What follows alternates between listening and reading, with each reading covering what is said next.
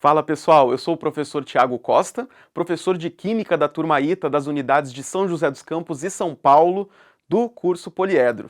Estou aqui para resolver com vocês a questão de número 66 do nosso simulado nacional.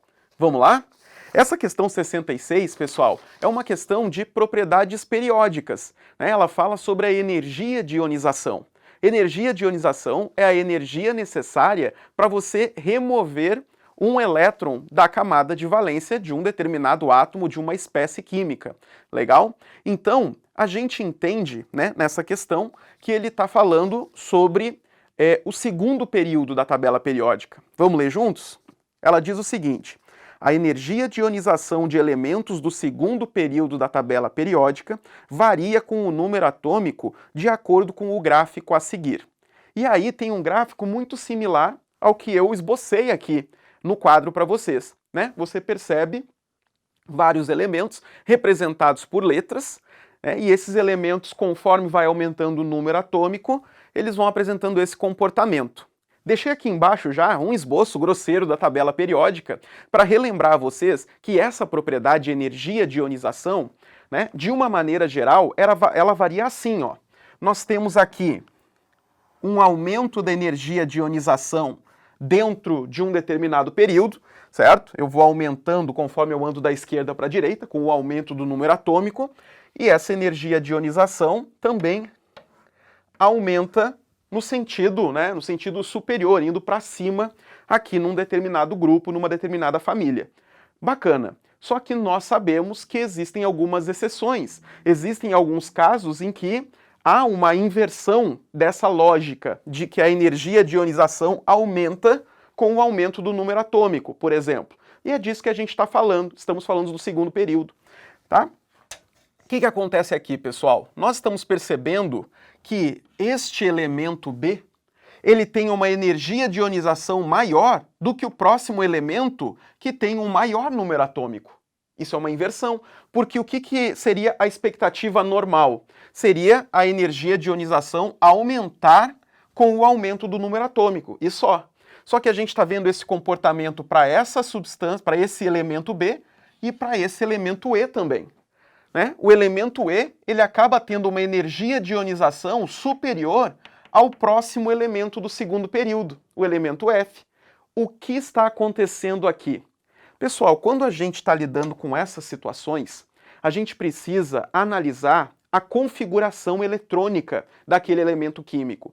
Se nós encontrarmos simetria nessa distribuição eletrônica, a gente precisa ficar de olho. É o que acontece com o berílio e com o nitrogênio. O berílio, ele tem essa configuração eletrônica, 1s2, 2s2. Se eu me preocupar com a camada de valência, que é a segunda camada, eu entendo que aqui eu tenho o orbital S, o orbital 2s, e o 2s ele vai estar com 2 elétrons.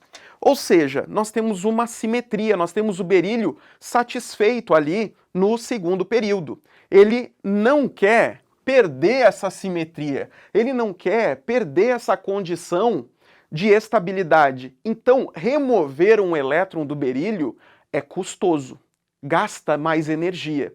E por isso, o berílio acaba sendo esse elemento representado por B aqui. O berílio tem uma energia de ionização que acaba sendo superior à energia de ionização do boro, que seria o próximo aqui, certo? Então, por conta dessa simetria, o berílio acaba apresentando uma energia de ionização maior do que do próximo elemento do segundo período.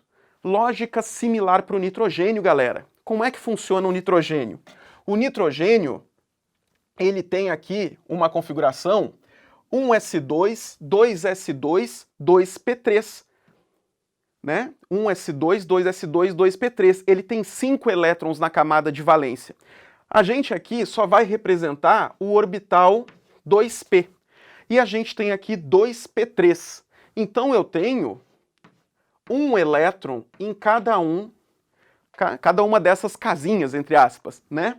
Um elétron em cada uma. E isso também configura uma situação de simetria, galera. Certo? O nitrogênio acaba tendo uma situação de simetria com um elétron, quer dizer, os 3 elétrons desemparelhados. Tirar um elétron daqui significa quebrar essa simetria. Então o nitrogênio acaba relutando a perder essa condição, essa situação de simetria. Legal? E isso, o que isso acarreta em termos da energia de ionização? Acarreta que o nitrogênio tenha uma energia de ionização superior à do próximo, que seria o oxigênio. Beleza? Então, a nossa resposta aqui para essa questão é a alternativa da letra D. A alternativa da letra D nos aponta que o B é o berílio e que o elemento representado pela letra E ali no gráfico é o nitrogênio, por conta dessa situação de simetria. Caso clássico, pessoal. Tudo bem? Claro que você poderia assinalar a alternativa correta dessa questão se você já conhecesse o segundo período decorado, né? O segundo período da tabela periódica. E o vestibular do ITA e o simulado fornecem para vocês o número atômico de diversas substâncias. Se você já conhece, tem um esboço mental da tabela periódica, você já sabe que aqui você tem lítio, berílio, boro, carbono, nitrogênio, oxigênio e flúor. Entendeu? Você já vai para a questão sabendo. E a gente tem que ter isso na manga também. Tudo bem? Pessoal, essa foi a resolução então da questão 66. Nos vemos na próxima questão. Valeu!